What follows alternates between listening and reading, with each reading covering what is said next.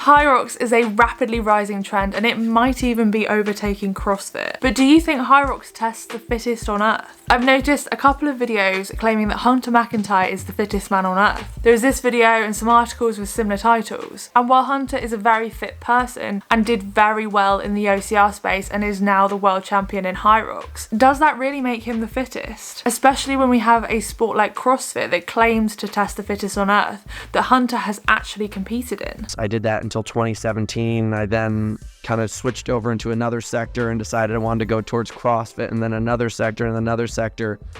And if I sat here and tried to tell the whole story, it'd take about half the podcast, but I've traveled the world doing, probably a dozen different professional level sports and really as close to the top as you possibly can be, if not being the very top. If you were around in the CrossFit space a couple of years ago, you might remember this. Hunter claims to have been doing CrossFit since around 2011, but not like CrossFit the way the CrossFit athletes do it, just kettlebell swings and some of the other stuff without the high skill like snatch balances and gymnastics movements. But he got a wildcard invitation on the same year as everything split off into the individual sanctionals, and there was massive amounts of uproar within the CrossFit community. Instead of talking about you somewhere else, I'll just tell you how I feel.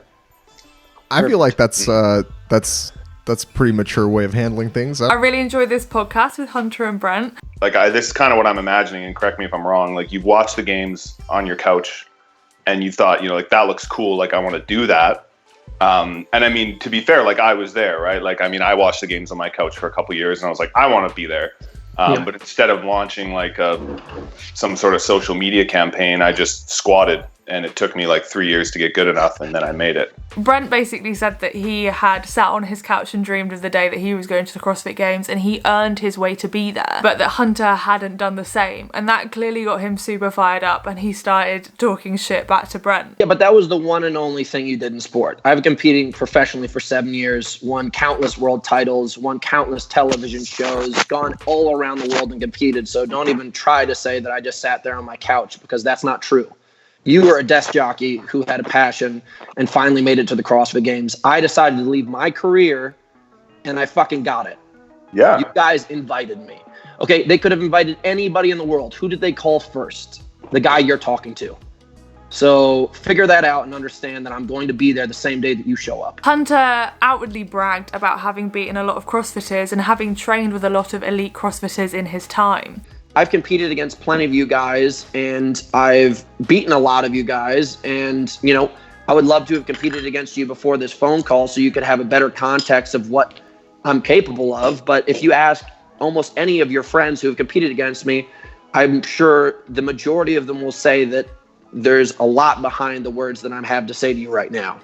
If I was just some chump, I'm sure FitAid wouldn't put their money behind it. A lot of the friends and athletes I've competed with who've been supporting this documentary wouldn't put their names behind it. But it seems like there's a lot of people out there who have tons of respect and results in your community who think that I have an option, have a big opportunity to do some damage at the games. I'm pretty sure I heard on a couple of podcasts that he said he thought he was going to podium. And I understand thinking that you're going to do well, especially if you've beaten a load of other CrossFitters before. But that might have just been in CrossFit workouts that fit his strengths. Especially if he was working out with friends, they're not going to make him do something that is more difficult than his ability. Something that he's not competent in, like heavy snatches. I personally at the time really wanted Hunter to get a wild card because I wanted to see what happened. He clearly was super fit, and I wanted to see whether CrossFit held up to its claim of testing the fittest. I wanted to see how he matched up against CrossFitters coming from different sports that clearly made you very fit, but I wanted to know whether it made you CrossFit fit, like unintentionally. Hunter inevitably didn't stack up to his claims, pissed off a lot of CrossFitters in the process, and ended up, I think he got cut at about 75th in something like the second workout. I think it was either heavy snatches or handstand walks, something like that.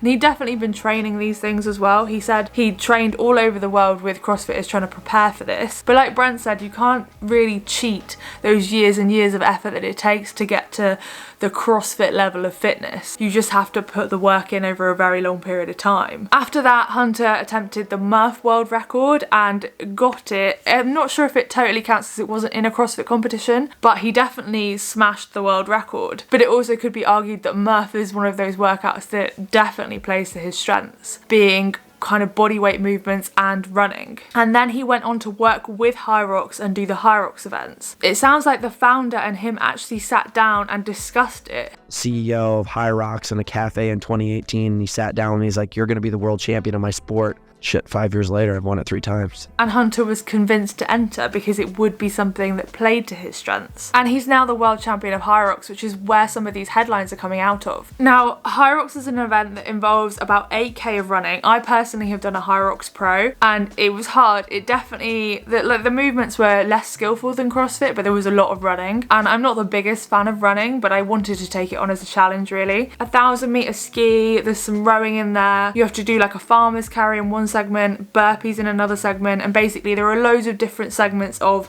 like fitness based things, and then you run in between each one, and the whole thing takes between 1 and 2 hours. I think Hunter's time is actually like sub 50, maybe something like that, but for like the average human, between 1 and 2 hours. So it's different to a CrossFit competition in that it just happens as one event. There aren't other events, and there are no like heavy strength stuff or complex gymnastics work. It's just the one event that lasts that long. There are sled pulls and sled pushes that are heavy, but I personally didn't find them that heavy, and I'm quite a heavy weightlifter in the sport of CrossFit, and it's quite a short segment that doesn't really have a big impact on your overall score. I personally don't think that Hyrox is a perfect test of fitness. It's way too weighted on running. Hunter is obviously somebody that is very good at running, so he's going to excel in it, but there are loads of other types of fitness that it misses out on. But then it brings into question, does CrossFit test fitness? And this is something that I've been racking my brain with for quite a long time now. CrossFit is getting more and more complex gymnastics elements, pirouettes,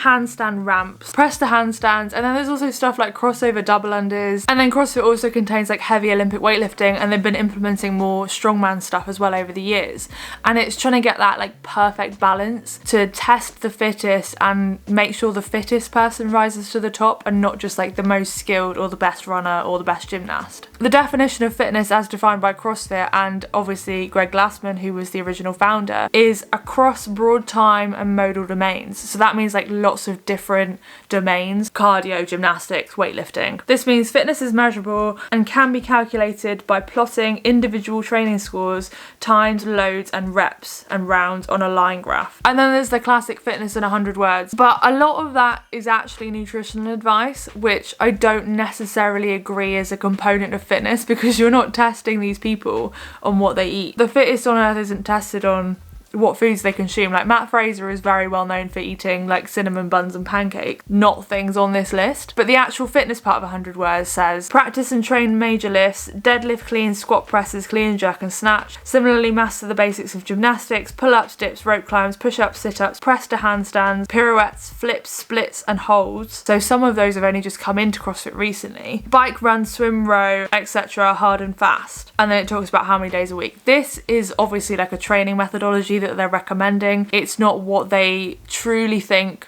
the test of fitness is. So the only definition we really have to go off is that CrossFit defines fitness as your work capacity across broad time and modal domains. But this definition, in the way that CrossFit tests this, does not come without bias. Obviously one man, Greg Glassman, and probably his team of people around him at the time, defined CrossFit in this way and decided the certain elements that should be within CrossFit at the games level and the open level and everything leading up to that, to test it in order to make sure that the fittest rises to the top. But does that mean that Greg Glassman's definition of fitness is correct? I would agree that it is your work capacity across lots of different domains, and I would agree that strength should be in there and some form of flexibility, skill, gymnastics kind of work. But over the last couple of years, I have started to question whether the really extreme gymnastics movements that are coming in and some of the more party trick style skills are really a test of fitness. Like, what level should the gymnastics be at? And in the same vein, what level should the strength stuff be at? Because people will just get stronger and stronger. And when you look at some of the strongest men in the world, you wouldn't necessarily think that they were fit. At a certain point, being stronger actually is detrimental to your fitness, at least when you're carrying a lot more muscle mass, which is something that I have personally experienced. When I'm lifting the heaviest amount of weight that I can possibly lift, I don't feel my fittest. I feel my fittest when I'm doing more cardio. I actually felt my fittest when I did triathlon alongside CrossFit, which is really interesting because I think that is something that CrossFit misses out on. It doesn't massively test or explore long distance cardio. I was cycling like 60 to 90 Ks and also swimming and running. They definitely don't test cycling across that distance or anything across really long distances, and I would definitely argue that that is a component of fitness. So how should we define fitness? What do you think we should define fitness as? And there are things like ATHEX that are rising. So ATHEX tests fitness across 3 different domains in a similar format to Hyrox, but it isn't so much running. There is 5k of running in there this year and last year, and the workouts stay the same the whole way through the year. And there's a strength portion, there's like an endurance portion, and then there is a general functional fitness portion, and that includes the classic box jumps, dumbbell snatches, and that kind of stuff. And the lifting segment can include Olympic lifts, like